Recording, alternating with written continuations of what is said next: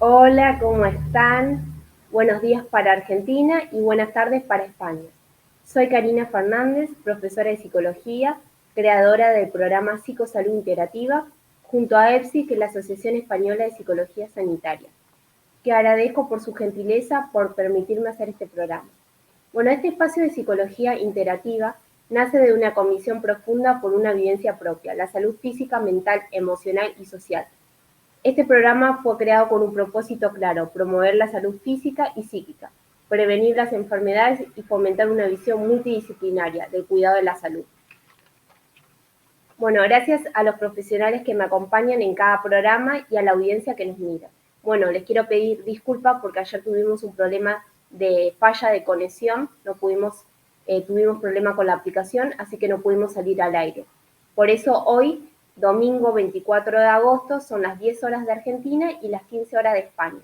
Estamos transmitiendo en vivo por AEPSI.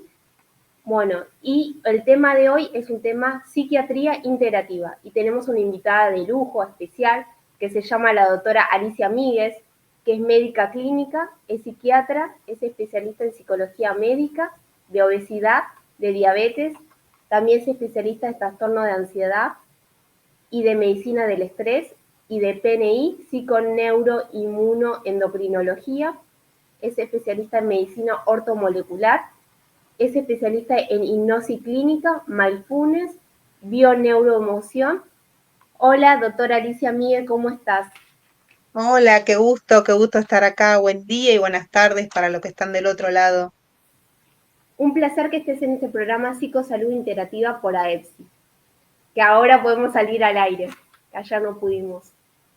Es cierto, pero como dijimos ayer, todo es por algo y hoy están lo que tenemos que estar y nos verán después lo que nos puedan ver después. Sí, un tema tan interesante que la psiquiatría integrativa. Bueno, ante todo quiero decir el objetivo de esta entrevista, que es explorar lo que se enfoque en la psiquiatría integrativa en lo que es el tratamiento de la ansiedad, la depresión, el estrés, los miedos y el dolor persistente, integrando lo que es la medicina convencional con abordajes complementarios como la medicina del estrés, medicina ortomolecular, mindfulness, PNI, suplementación para brindar una visión científica y actualizada del cuidado integral de la salud física, mental y espiritual. Bueno, quería preguntarte, ¿qué fue lo que te motivó a formarte como médica clínica y luego especializarte en la psiquiatría? Bueno, como siempre cuento, la medicina me gustó desde que soy chiquita, siempre supe que iba a ser médica. A los 15 años ya decía que iba a ser médica y psicólogo, aunque después me decían psicología no, y uno a veces es muy influenciable cuando es adolescente, pero la medicina siempre fue lo mío.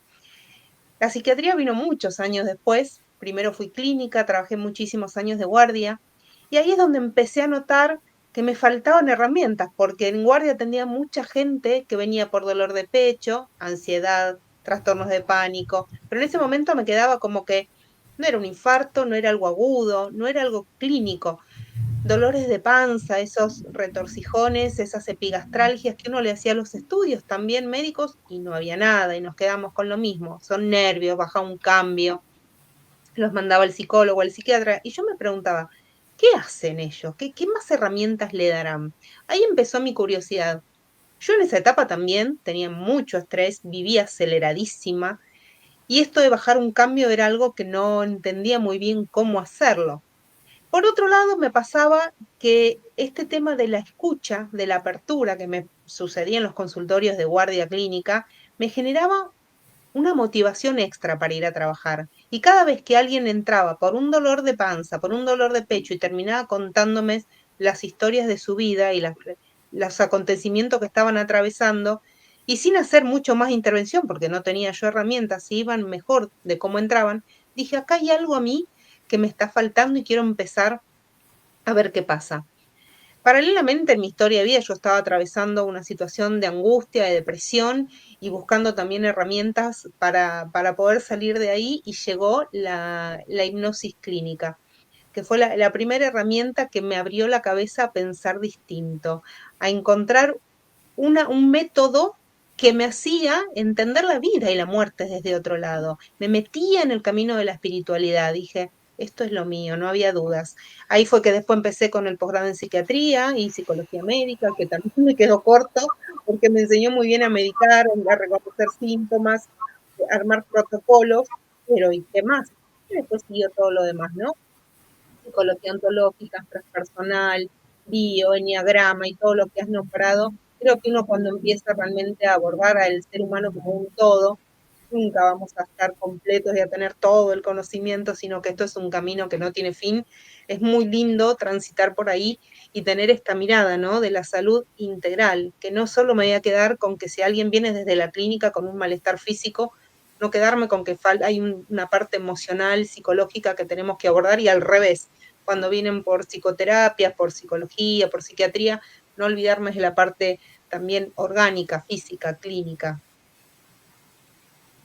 Sí, qué tema tan interesante, porque es verdad, es importante que te vean todo lo que es, bueno, ha cambiado lo que es la psicosalud, antes se veía la parte médica, la parte tradicional, la parte biológica, y ahora es la mirada biopsicosocial de la salud. Totalmente.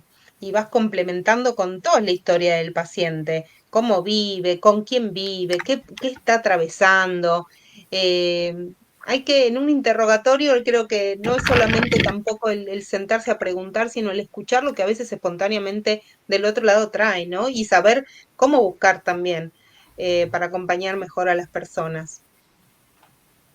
Sí, ¿y qué nos puede decir qué es la psiquiatría integrativa y en qué se diferencia de la psiquiatría tradicional? Que algo lo estuviste explicando. Sí, la psiquiatría convencional se va a basar más que nada en el de reconocer síntomas y aplicar protocolos estandarizados y científicamente demostrados de tratamiento, ya sea psicofarmacológicos y o psicoterapia, ¿no? Convencional.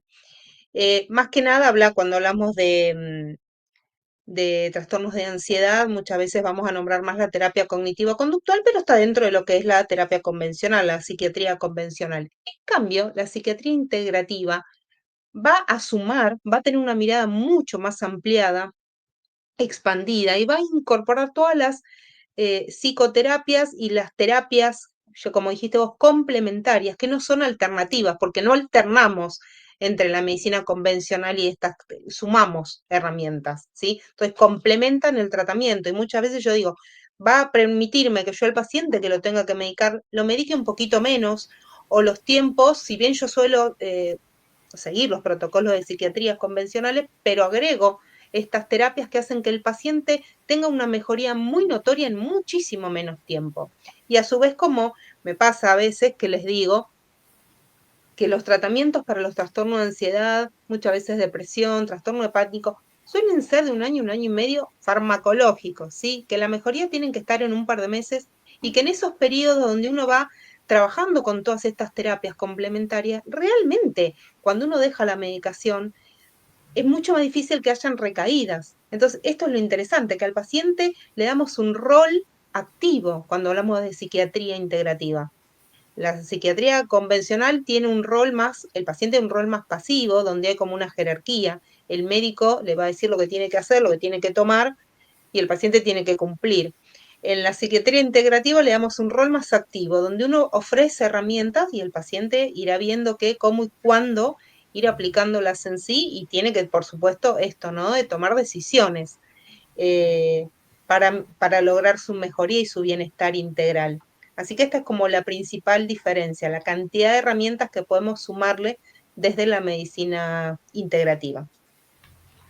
Sí, tan interesante porque no se escucha mucho lo que es la psiquiatría integrativa, pero ahora igual en los congresos ya de psicología ya se está empezando a hablar de los suplementos, de los hongos, siempre obviamente que las personas consultan con los profesionales y obviamente de manera multidisciplinaria o interdisciplinaria, que sería lo mejor.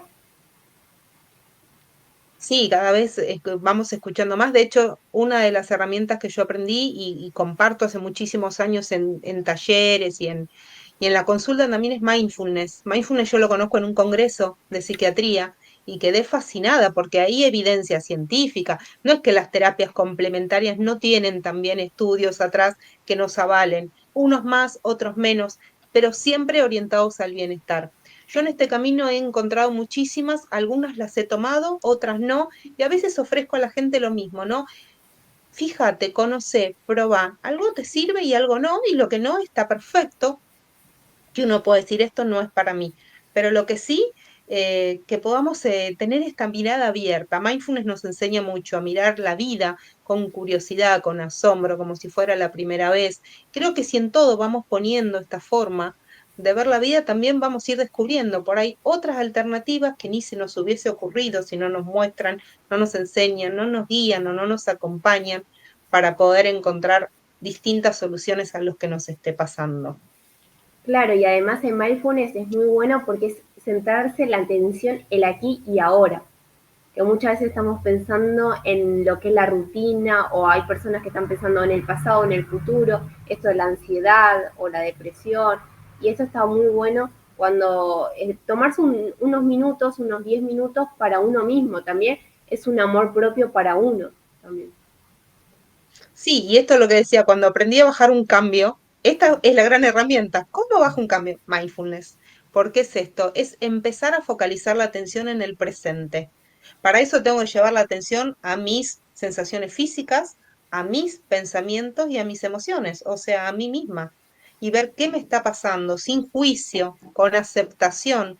Grandes temas que trabajamos, amor propio, paciencia, cosas que vamos cultivando. Mindfulness es una práctica, no podemos pretender, así como otras técnicas de respiración, que lo hacemos en un ratito y ya estamos. Nos tenemos que entrenar el cerebro, como ir a un gimnasio para entrenar el cuerpo, los músculos, la cabeza, el cerebro, es plástico, las neuronas las vamos entrenando y está estudiadísimo que en 8 semanas de practicar mindfulness diariamente se produce un cambio a nivel anatómico cerebral, con hipertrofia de algunas zonas del cerebro que van a mejorar nuestra capacidad de tomar decisiones, nuestras funciones ejecutivas, ni hablar de la atención, la memoria, bueno, todas cuestiones que en temas de psiquiatría son sumamente importantes, por eso para mí mindfulness va de la mano de cualquier tratamiento psiquiátrico y hasta clínicos, digamos, que necesitemos como para empezar a calmarnos y empezar a meternos para adentro, dejar de poner el foco a lo que esté pasando allá afuera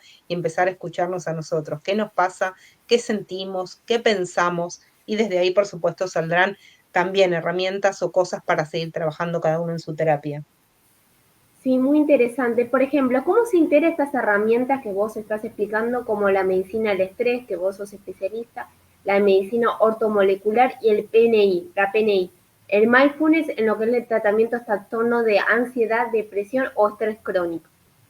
¿Cómo haces Bien, todas estas disciplinas bueno, puedan complementar? primero sí, lo que trato de ver es dónde estamos parados. ¿Es estrés? ¿Es ansiedad? ¿Es pánico? ¿Es depresión? No es lo mismo, si bien hay muchos síntomas que son en común entre una patología y otra, primero ver en qué grado le afecta la calidad de vida de la persona para saber qué tratamiento le voy a proponer. No siempre necesita tomar un fármaco. Entonces, desde ahí, y no siempre la persona está dispuesta a tomar fármaco, y eso también hay que tenerlo en cuenta. No siempre puede acceder a los costos de un fármaco. Entonces, todo eso se va evaluando. Cuando el paciente se presenta con ansiedad, con pánico, con estrés, lo identificamos primero y ahí empiezo con qué herramientas ofrezco. Hay varias, por ejemplo, cuando un paciente está con mucha ansiedad, los ejercicios de respiración y de relajación es lo primero que yo les ofrezco, además de hablar de fármaco, ¿no? Y les explico que hay 4 pilares para el tratamiento de estos cuadros. Psicoterapia, fundamental, psicoeducación, fármacos de ser necesario, eso es personalizado con cada persona, y por último las terapias de tercera ola, entre las cuales está el mindfulness, y hay otras más, ¿no? Pero el mindfulness yo es como la que más uso y la que más los invito a practicar desde el día uno que iniciamos un tratamiento. Explico siempre esto de los 4 pilares para que la persona no quede con que solo viene un psiquiatra a buscar medicación y que hay un abanico de opciones que uno le puede dar. Y mindfulness lo voy incorporando desde ahí. Yo hace ya 9 años que hago talleres en los cuales voy compartiendo mucho psicoeducación, esto que hoy me permitís acá contar, esto de los 4 pilares, esto de cómo es que empiezo a entender mis pensamientos, de dónde vienen las creencias, cómo lo modifico, un poco de rehabilitación cognitiva, todo eso metido en lo que es la psicoeducación en un taller. Y siempre voy a terminar un taller cerrando los ojos, apagando las luces, invitando a que con ejercicio de respiración y relajación relajemos el cuerpo y esto de ir refocalizando la atención, trayéndola a la respiración al momento presente y cada guía va a ser distinta según quiera focalizar en las sensaciones físicas a través de los 5 sentidos. Si quiero, hay talleres donde voy más a los pensamientos, entonces la metacognición, ser consciente de lo que pienso, pero no engancharme, aprender a no juzgar, a no creerme los pensamientos como verdades absolutas, y vuelvo a la respiración. Bueno, en esas prácticas, la verdad que desde el día 1 el paciente ya empieza a sentir que, como dijiste antes, por ahí con 3 o 5 minutos que cerramos los ojos y empezamos a respirar, trayendo la atención al momento presente, ya uno empieza a relajarse. Y te da eso, el paciente ansioso quiere tener el control, entonces Sí, empezás a darle algo que puede controlar, que es su atención, de lo cual hasta ahora quizás nunca fueron conscientes de que podían controlar su propia atención. Así que ese es un poco el ejercicio que invito a ir practicando desde el día 1. sí, es hermoso el trabajo que haces vos ya en la clínica. ¿Cómo nace esto de la clínica, de que vos estás dando lo que es mindfulness? En la clínica tengo la suerte de contar con personas muy abiertas también a nivel de jerárquico, entonces están abiertos, están con esta mirada integrativa, ¿no? De que no solamente es la medicina convencional, sino que hay una nueva ola que viene, que no es de ahora, en realidad es antiquísima, pero bueno, esta apertura de poder dar algo más que las obras sociales por ahí no están todavía muy ayornadas con que esto forma parte de un tratamiento, pero la clínica sí lo ve desde ahí, entonces se me dio esta oportunidad de poder brindar, en este caso, un taller de mindfulness para que las personas puedan practicar, empezar a practicar y empezar a meterse y empezar a conocer y a tener ese espacio de conexión con uno mismo. Así que en la clínica ahora estamos viendo también de abrir un nuevo consultorio estamos viendo si medicina integrativa, medicina del estrés, que en realidad es todo no es todo lo mismo, pero digamos mi visión y mi mirada del abordaje que hago, sea que en la puerta diga clínica psiquiatra, siempre es la misma visión, ¿no? Integrativa, holística, veo el todo. A veces te voy a contar esto en lo práctico que Sí. llama la atención porque estoy a la mañana en un consultorio clínico, a la tarde en un consultorio de psiquiatría. Siempre viendo que atrás de lo que venga es una persona con un historial de cosas. Entonces, a veces en la clínica viene un paciente por un control sano, porque un prequirúrgico, o que venga. Y yo con esta mirada me ha pasado de, por ejemplo, esto fue hace unos 10 días, un señor vino con su esposa, vino a un control sano, un control periódico de salud, y hubo una imagen que no me gustó en uno de los riñones, que se mandó a estudiar más en profundidad, resultó ser una imagen no clara, o sea, sospechosa de un tumor maligno, lo cual obviamente se deriva al especialista, a biopsiar y hacer todo lo que corresponde en ese caso, y ellos percibiendo que estaba pasando esto cuando vienen por segunda vez, me preguntan, la señora me pregunta sobre todo, ¿y desde cuándo se viene gestando este tumor? A lo cual obviamente mi mirada va absolutamente a esto holístico, integrativo. Me corro de la medicina convencional donde te puede decir exactamente viendo una tomografía, una imagen, cuánto tiempo hace que eso está ahí. Pero desde otra mirada le explico, bueno, yo me voy a correr, te voy a mirar desde la parte de bioneuroemoción o biodescodificación, porque más o menos estamos hablando de un tumor de 5 centímetros, así que más o menos esto es hace 5 años, que hubo un tema de pérdida, uno se empieza a meter en la parte emocional sin saber mucho la historia, pero cuando mirás a la persona, el señor decía, nada, no pasó nada hace 5 años, y la mujer que estaba al lado lo mira con los ojos llenos de lágrimas y mucho amor, y le dice, ¿cómo que no? Si perdimos a nuestra hija. La hija se ha ido a vivir a España en realidad, no es que la perdieron, ¿eh? Pero para ellos fue una situación de pérdida donde costó mucho ese desapego y evidentemente había quedado algo ahí que pudo haber dado origen al tumor, ¿sí? Entonces, el empezar a trabajar en esto, abrís una puerta para que la persona pueda trabajar sus emociones, no quita que uno no trabaje con la medicina convencional y todo lo que se tenga que hacer, pero sí a que pueda desde la parte psicoterapéutica también trabajar eso que por ahí no lo gestionó adecuadamente en su momento. Mira qué interesante. Y siempre ante una patología, siempre hay que preguntarse qué pasó antes de uno enfermarse, ¿viste? Eso Gastritis. depende, aprendí a no meterme donde no me llaman y también, o sea, la tengo como una herramienta, pero donde eso no es una necesidad del paciente, respeto mucho eso. Por ahí yo empiezo a abrir caminos, pero donde no hay una intención de recorrer o meterse y profundizar, eso hay que ser muy respetuoso. Y hay gente que ve al contrario, quiere venir y saber qué, y es muy curiosa y por ahí lee y sabe que la hipnosis te lleva a poder y bueno, y uno, depende de lo que pueda, hay que escuchar mucho a la persona. Y cuando uno sabe que hay más, poder ofrecerlo, pero también hasta donde el otro esté dispuesto a abrirse o a entender y quiere. Hay gente que me ha dicho, no, la hipnosis a mí me da miedo, yo con esas cosas no, y está perfecto. Claro, es Ahí no. importante la escucha activa y lo importante es que esa persona pudo poner en palabras y bueno, y también la mujer que pudo decir este tema, no reprimir. Totalmente, totalmente. A veces pasa al revés, pacientes que vienen por psiquiatría, a buscar una medicación porque saben que, qué sé yo, tenemos problemas de sueño. Entonces necesito algo para dormir. O estoy muy nervioso. Entonces, con tal cosita ya sé que me calmo. Y a veces vienen a buscar receta, y claro. Y yo, como digo siempre, yo no vendo recetas, yo hago tratamientos integrales. Entonces, me pongo a escuchar un poco más, hago preguntas. Y muchas veces llegamos, ¿no? A esto de encontrar este, cuestiones emocionales que había que resolver hacía rato y que por ahí con la medicación uno iba tapando. El síntoma ya no molestaba tanto, porque claro, estamos con un antidepresivo, ni hablar con las benzodiazepinas, que yo no soy muy amiga de las benzodiazepinas, salvo cuando es necesario un tiempo corto para salir de una crisis, pero hay gente que viene años y años tomando esta medicación que no es lo adecuado en muchísimos casos, por supuesto.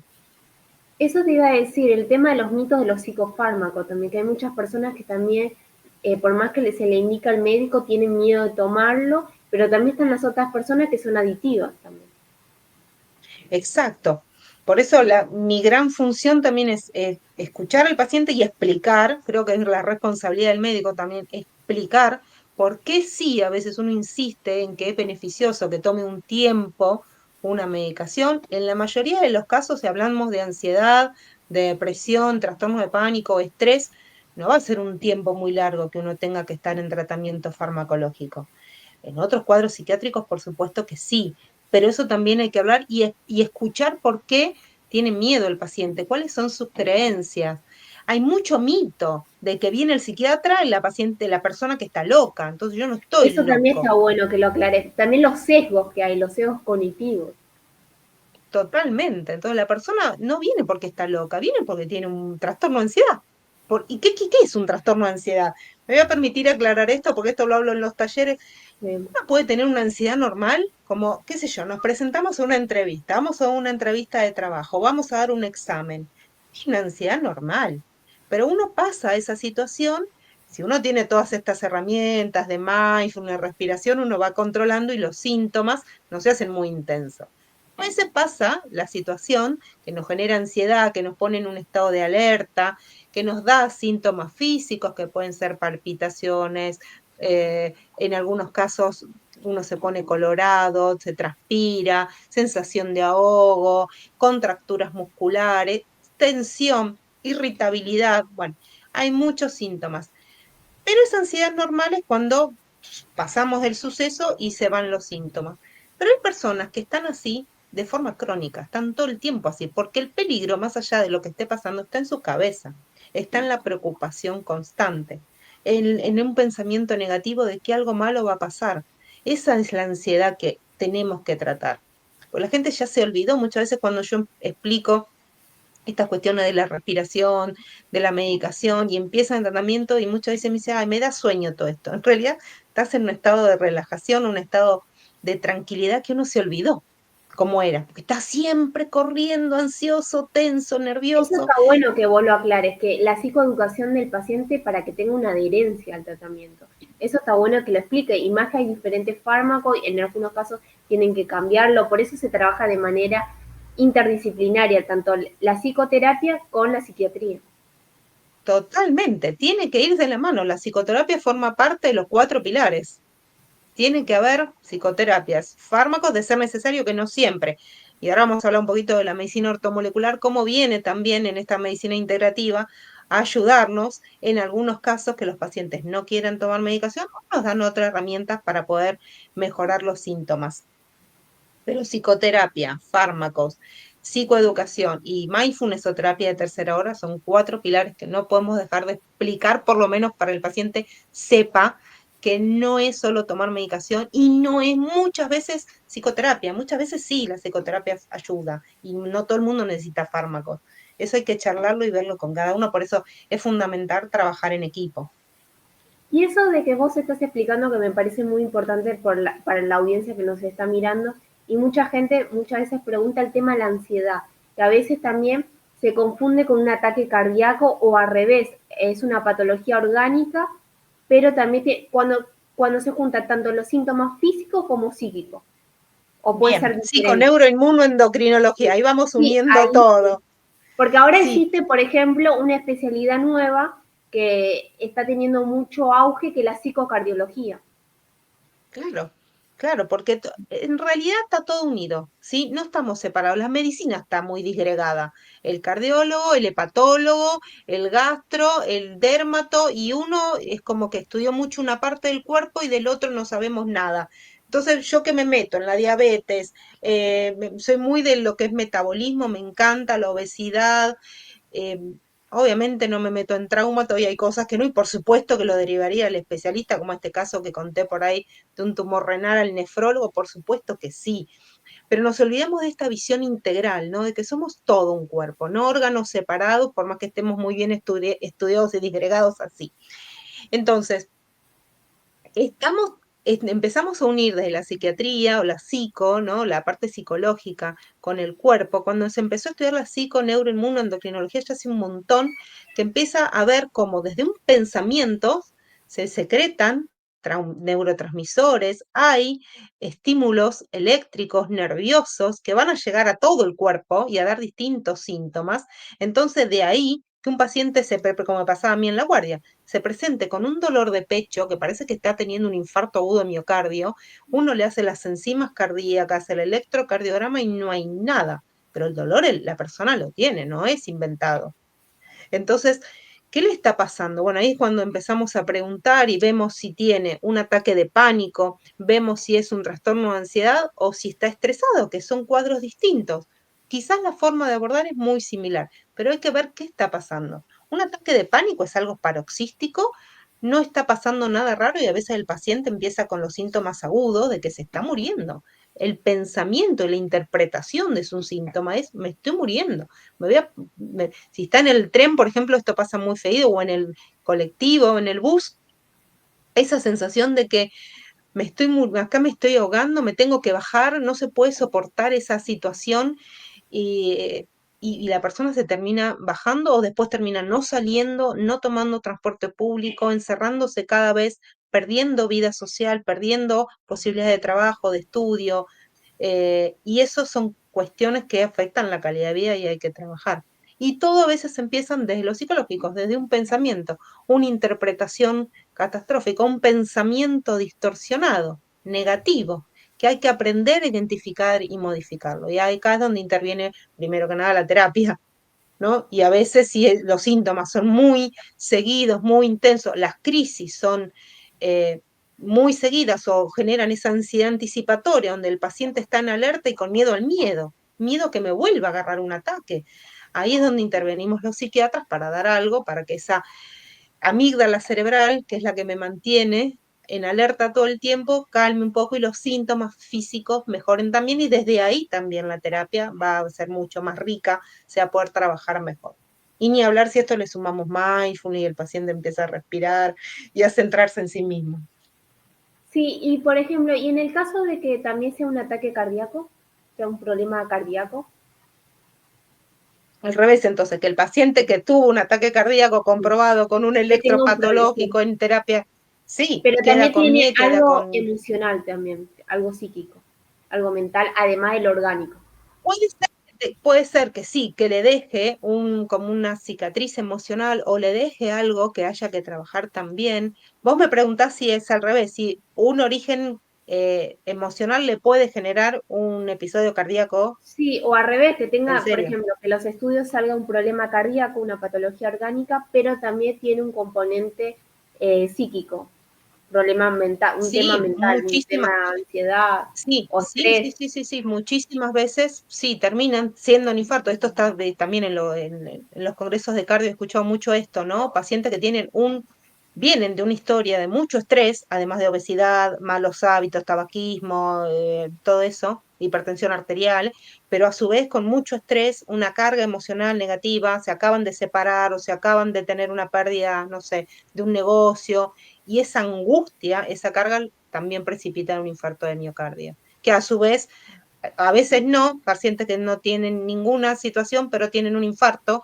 y después terminan con una angustia emocional porque están frente a una patología donde la vida y la muerte se te pone de frente, entonces también te lleva a preguntarte estas cuestiones espirituales, ¿no? Sobre todo gente entre 50 y 60 años, se me vienen algunos casos que he tenido donde a partir de ahora me planteo todo. Bueno, esto fue un aviso, tuve un infarto y ahora ¿cómo sigo mi vida? Entonces ahí es una invitación también a trabajar en sí mismo todas estas cuestiones que por ahí hasta ahora uno está corriendo, corriendo, corriendo y esto me invita a tomarme una visión diferente de la vida que estoy llevando. Sí, eso es importante. Porque, por ejemplo, lo que se escucha es que por ahí lo que los infartos por ahí agarran más a los hombres que a las mujeres, dicen así por el tema de que a los hombres por ahí les cuesta poner a veces en palabra o por ahí les cuesta desahogarse porque ven mal esto de llorar. No quiero generalizar, Ujú. pero eso pasa y las mujeres somos más emocionales. En general, sí, en general No todavía hay siempre mucho igual, no esto, todo, a sí, veces sí, se puede cambiar también. sí, de que el hombre lleva más esta carga, esta presión, estas responsabilidades, ¿sí? El superhombre se tiene que cargar todo en sí, ni hablar cuando hay rasgos de personalidad ansiosa que son perfeccionistas, les cuesta delegar, Tomarse el tiempo tienen que libre, hacer, ¿cierto? Es muy difícil, claro, a veces hay que trabajar tienen que mucho, hacer pero el tiempo libre, el disfrute, el ocio, permitirnos. por eso es un todo, hay que ver todo, cómo duerme la persona, cómo se alimenta la persona, qué hace, tiene tiempo libre, no lo tiene, con quién vive, cómo vive. Es interesantísimo empezar a tener esta visión tan ampliada.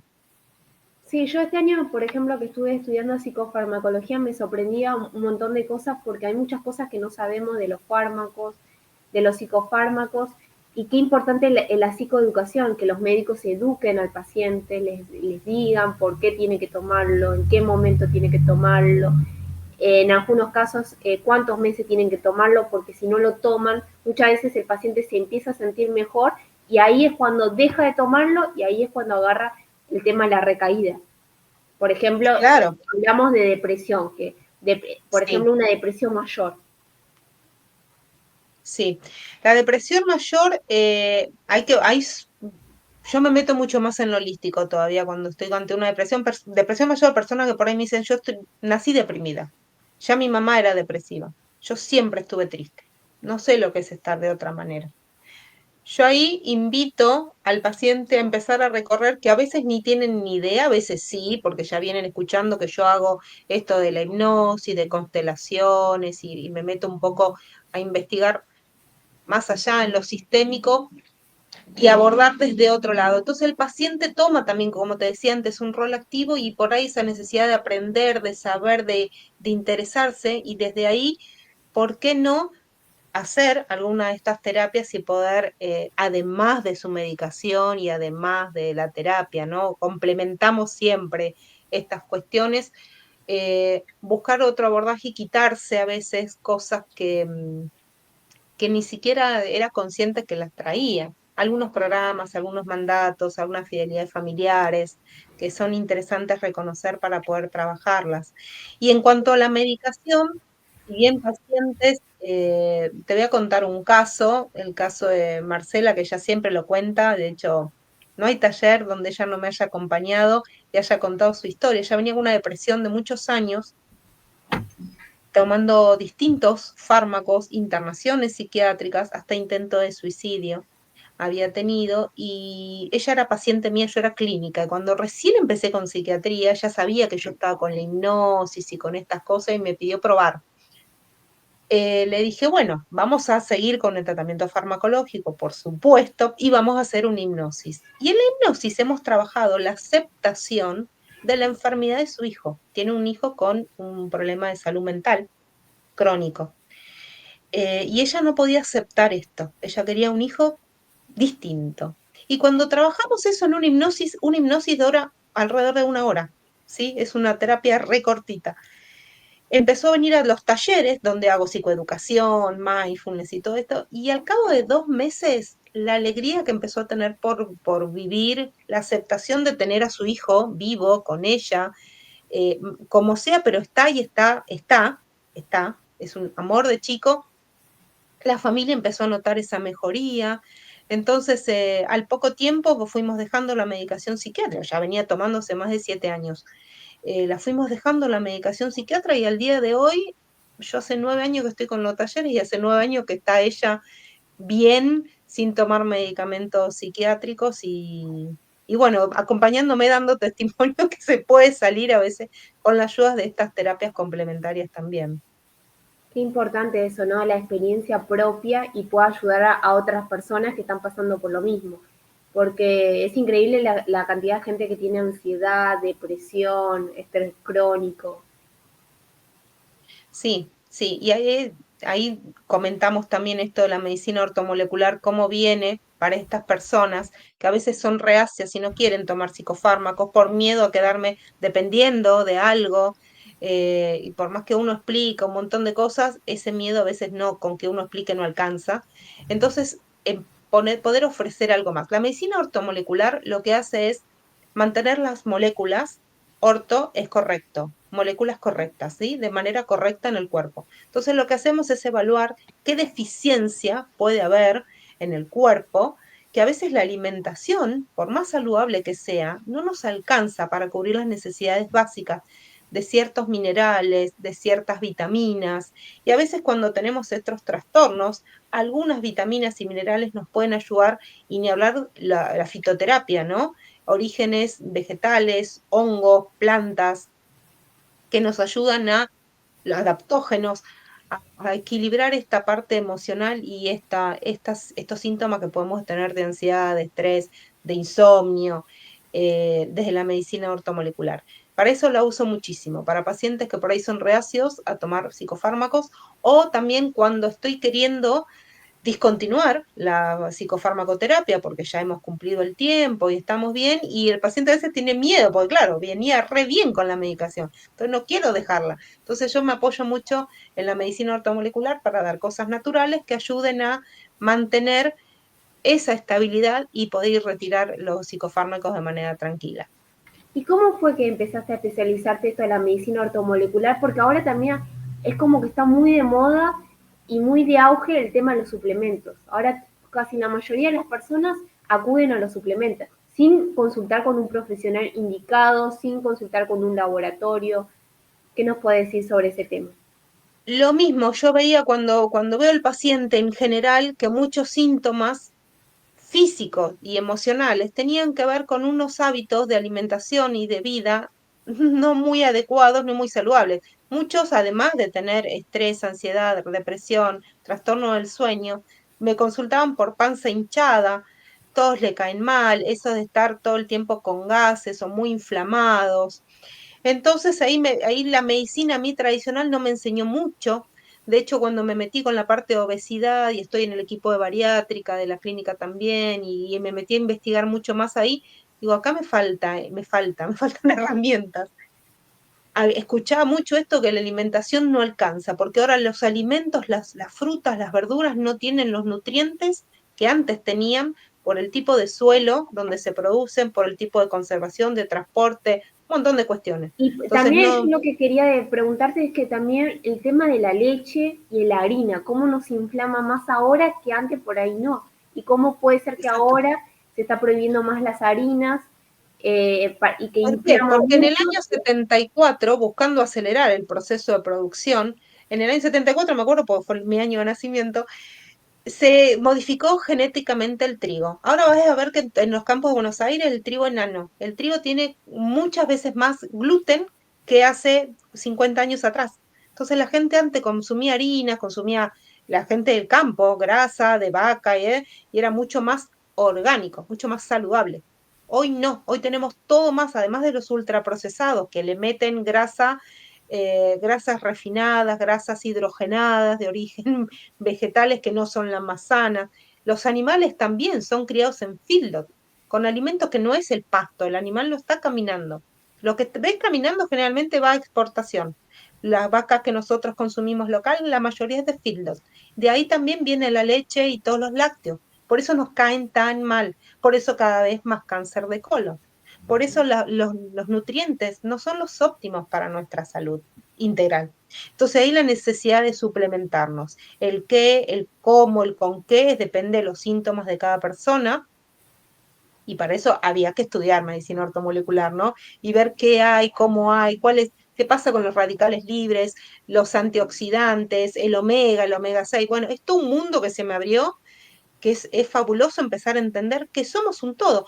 ¿Cómo que el omega 3 me va a ayudar a los trastornos de Alzheimer cuando hay déficit de memoria? Bueno, era un montón de entender también que hay suplementos nutricionales que pueden ayudar a las enfermedades mentales, porque de vuelta, somos un todo.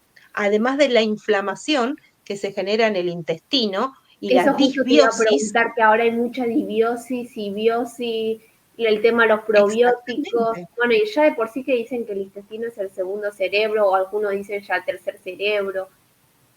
Sí, sí, sí, la cantidad de terminales nerviosas que tiene todo el aparato digestivo. Los mensajeros son los neurotransmisores y las sustancias químicas que se producen en el intestino y van al cerebro, muchas veces directamente a través del nervio vago, hacen que sea esto el segundo cerebro, ¿no? Y tan importante también porque fíjate que el intestino está en contacto con nuestro mundo exterior a través de la comida. Y lo que nosotros metemos ahí, así como la piel tenemos también protección contra el mundo exterior. Nuestro intestino, pobrecito, tiene las bacterias, la famosa microbiota, que produce un moco que nos protege el intestino, pero cuando empezamos a comer ultraprocesados, tanta harina con tanto gluten, la leche que tiene una cantidad de químicos hoy que de leche pura queda poco. Va generando esa intolerancia porque lo voy a hacer un poquito más científico si querés, pero esa cantidad de gluten se va pegando a las uniones estrellas de las células de los enterocitos y la va rompiendo. Entonces el intestino se va haciendo permeable y se va a filtrar bacterias dañinas, tóxicos, alimentos que no deberían estar llegando. El sistema inmune va a identificar como hay un montón de patógenos acá, inflama, primero que nada el intestino, ¿sí? Las bacterias se desorganizan todo y esa inflamación va a todo el cuerpo, inclusive el cerebro. Por eso hay muchos síntomas sobre todo en Alzheimer, ¿no? Relacionado con esta mal digestión y se habla del Alzheimer como la diabetes tipo 3 Ah, eso no lo que había escuchado. antes como diabetes tipo 3. Ya hay muchos libros están hablando y en algunos lados también, ¿no? Como que el origen también es una inflamación silenciosa que se vino dando de hace muchos años por los Y, malos hábitos de alimentación. y también se habla de la neuroinflamación también. Exactamente, es eso. Tiene que ver con eso, con esas sustancias amiloides que se van formando a través de toda esa inflamación que se empieza el proceso años atrás en el intestino. Entonces yo estoy fascinada con esto de cuidar mi microbiota y cada vez que voy a lugares así y me presento, a veces ayer estuve en el viernes, Congreso de Diabetes, Sí. acá en Buenos Aires. Y en una de las presentaciones convidaban un desayuno y saqué una foto y digo, pero estamos hablando de diabetes, estamos hablando de obesidad, me están ofreciendo bollería, donde el gluten, bueno, y todo esto que estoy contando estaba en mi cabeza y me reía. Acá no hay una coherencia, ¿no? tendríamos que estar con algo de proteína, algo de huevo, en un desayuno, algo de fruta, algo un poquito más saludable. Bueno, son hábitos que uno tiene que empezar a aprender porque la sociedad todavía no está muy preparada y no estamos muy en un ambiente que nos facilite esto del cuidado integral. Así que está en uno tomar ese rol activo para aprender a cuidarse y para estar mejor Y en todo escuchar el sentido. cuerpo de uno también, qué cosas nos hace bien, qué alimentos, eso también es importante. Y hay que ser coherente también, porque eso también ayuda a influir al paciente. Si yo me cuido, si yo hago actividad física, si yo voy al médico, si yo hago terapia, si yo hago meditación, si yo transmito tranquilidad a la persona, es obvio que esa persona se va a apropiar, pero si no hacemos nada de esto, no somos coherentes. Totalmente de acuerdo. Por eso lo primero es, hay que pasarlo por casa. Yo todas las terapias que voy contando, todas las pasé por mí. Lo que me sirve, lo comparto. Y lo que no, lo dejo a un costado, porque no habría coherencia. Si yo en algo no creo, no te lo puedo ofrecer. Si a mí algo no me sirvió, ¿desde dónde lo comparto?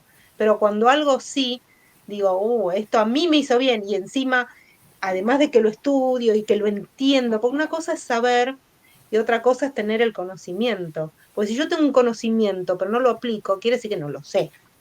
Tengo un conocimiento. Pero la idea es tenerlo, es tener esa sabiduría del conocimiento. Sí, y ahora en los congresos a mí me sorprende mucho cómo se habla de los hongos adaptógenos, que eso está muy bueno. Hay diferentes tipos de hongos. Obviamente que es Y un que también, complemento.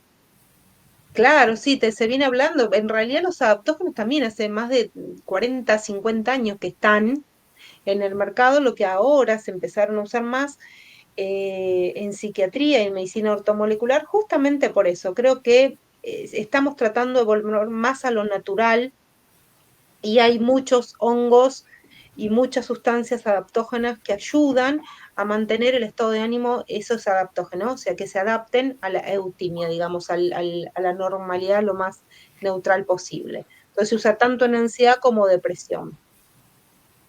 Sí, a mí me está dando buenos resultados complementando, ya te digo, con la terapia convencional. En algunos casos sí tengo solo pacientes con fórmulas fitoterapéuticas más vitaminas y minerales, a veces según lo que cada uno necesita le hago una fórmula. Algunos los tengo solamente con eso, generalmente cuando no quieren tomar una medicación psiquiatra y probamos y andamos bien con eso. O como te digo, cuando ya les quiero retirar los fármacos. Muy interesante. ¿Y qué rol? Bueno, ya estuviste justo explicando, justo era la siguiente pregunta, el tema de la alimentación y la suplementación y el equilibrio neuroinmunoendocrinología en la salud mental desde tu experiencia clínica.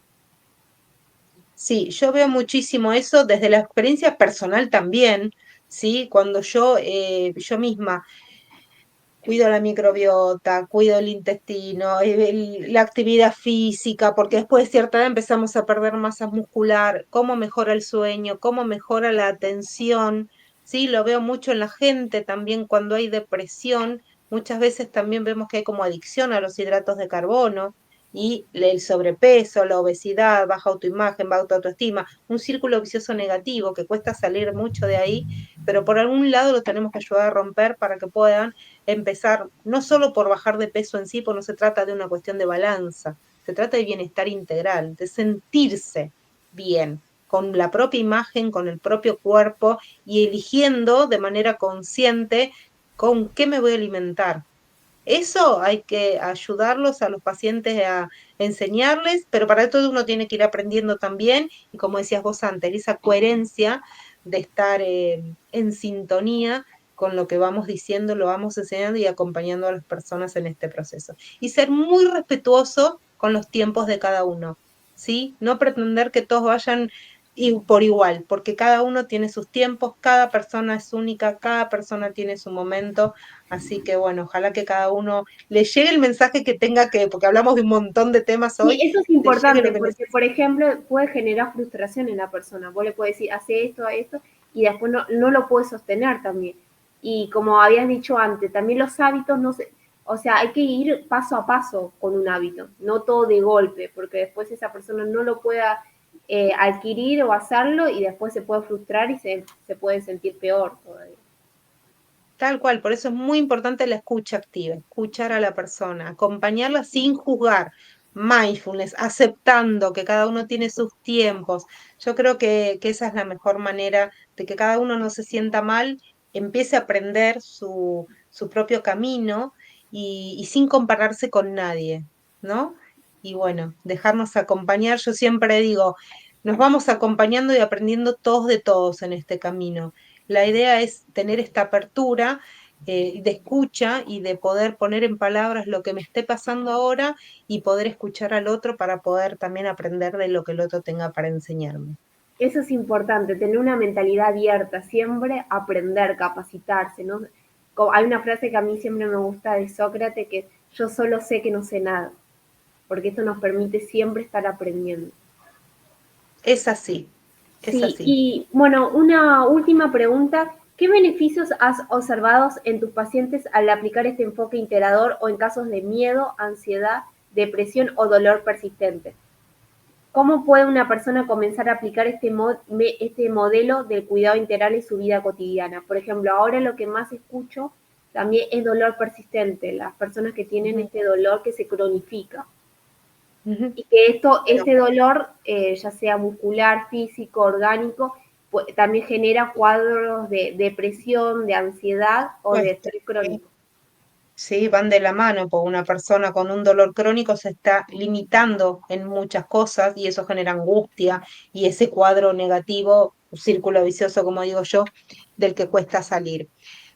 Siempre tener en cuenta que los hábitos, qué come, si hay inflamación, si no hay inflamación, qué medicamentos toma. Hay una especialidad que es medicina del dolor y hay que ver si están en tratamiento con eso, qué se les da. Y siempre yo en estos casos me apoyo con la medicina ortomolecular, donde hay sustancias naturales, antiinflamatorias, antioxidantes, cannabis medicinal, también se usa en medicina ortomolecular para lo que es dolor crónico, ¿sí? Fibromialgia, dolor crónico, depresión, más que nada ansiedad, trastorno del sueño. En psiquiatría el cannabis medicinal se usa para eso. Y siempre, bueno, desde la mano de un profesional, ¿no? No es cualquier cannabis que se vende en cualquier lado, sino que tiene Eso también está bueno que lo aclare regulado. porque sé que hay gente que lo Por compra en la favor, estación de trenes y no sabe ni la fórmula, no, ni no, no, no, nada, ni no. toma de Tiene que manera ser mal y encima puede generar, eso hay que tener cuidado porque se ha hablado de investigaciones donde hay personas que le agarró brotes psicóticos y hay que ver la claro, porque posibilidad de la esa persona que plantita tiene es muy trastorno linda, bipolar. la del cannabis tiene el THD y el CBD. El THD es un psicoactivo, el del cigarrillo, la marihuana. Eso no queremos darle a los pacientes. Queremos darle el CBD, que va a estimular el sistema endocannabinoides, que va a ayudar al dolor crónico, la ansiedad, los trastornos del sueño. Eso tiene que estar lo más purificado posible. Por eso no sabemos si lo compramos en el tren o en la esquina de casa, quién lo filtró, cómo lo tuvo, ese aceitito de dónde viene, no sabemos. Por eso siempre aclaro, medicinal, ¿sí? Se puede comprar en farmacia. Que haya un laboratorio atrás, acá tenemos la ANMAT, que es la que más o menos nos da esa seguridad de poder tranquilamente comprar un medicamento. Bueno, que haya un organismo oficial que avale que el producto es puro, CBD, o no está con una cantidad de THD que después tenemos efectos que no queremos tener. Eso está bueno, y más que vos que sos psiquiatra, podés ver también si la persona tiene comorbilidades como el trastorno bipolar o otros trastornos en sí. Claro. Eso es importante. Y es importante, como vos decís, que bueno, si esa persona tiene dolor, también consulte primero con el médico de dolor, pero también si necesita ir al psiquiatra y al psicólogo es muy importante el trabajo multidisciplinario o Sí, y a inter. veces empezamos a darle un antidepresivo también, o un adaptógeno, porque mejorando el estado de ánimo va a mejorar ese dolor crónico. Mindfulness en dolor, ¿cómo me voy a olvidar del mindfulness en este momento? Está demostrado también científicamente que luego de la práctica de 8 semanas mejoran los dolores crónicos, mejoran más que nada la amistad que hacemos con ese dolor, ¿sí? Dejamos de rechazar, sino que empezamos a aceptar las distintas tonalidades que nos puede traer el síntoma y por ende después duele menos. No es que el dolor se va con mindfulness, pero sí la forma de tratar con el dolor va a ser muy distinta luego de 8 semanas de la práctica de mindfulness, que es lo que los estudios han demostrado. Bueno, y para finalizar, ¿qué mensaje o consejos le darías a las personas eh, sobre esto, sobre esta mirada, que están pasando por Bueno, trastorno de ansiedad, depresión? angustia. Lo primero que le diría a una persona que esté con ansiedad, depresión o angustia es en qué porcentaje, cómo está afectando tu vida. Si no estás teniendo una vida plena, una vida dichosa, una vida llena de oportunidades, que es lo que todos nos merecemos, empezá a ver por dónde te conviene empezar a buscar esa ayuda. Si por la medicina, si por la psicoterapia, si por lo integrativo, que hay un montón de abordajes, pero es un todo, ¿sí? No es una cosa o la otra, es ir sumando a tu tiempo, a tu ritmo, sin juicio. No, lo normal no es estar mal, lo normal es estar bien, lo normal es tener ganas de vivir, es disfrutar la vida y estar agradecidos todo el tiempo. Se puede. Hay que aprender muchas veces a hacerlo. Así que bueno, acá estamos, si estamos acá es para acompañar a las personas en estos procesos, así que cualquier duda que tengan, que me escriban por mis redes, no hay ningún problema, yo iré contestando y bueno, estamos para ayudar. Y a los profesionales que quieran capacitarse en este abordaje interactivo. Bien, bueno, los invito a que me escriban también para que los pueda asesorar dentro de todo lo que yo sepa y pueda para que sigan por este camino que les va a traer montones de herramientas y hay mucho más por explorar todavía, ¿eh?